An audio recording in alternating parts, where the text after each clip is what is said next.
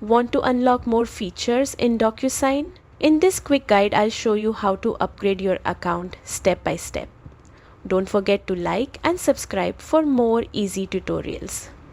First, open your browser and head over to the DocuSign website. Then log into your account. Once you're signed in, look at the top menu and click on Admin. From here, go to Plan and Billing. This is where you'll find details about your current plan. Next, select View Plans.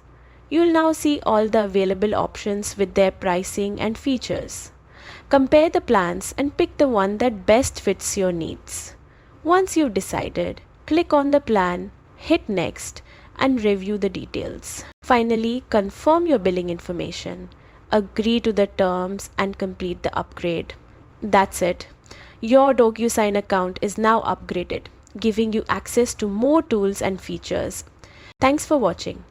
Don't forget to subscribe for more helpful guides.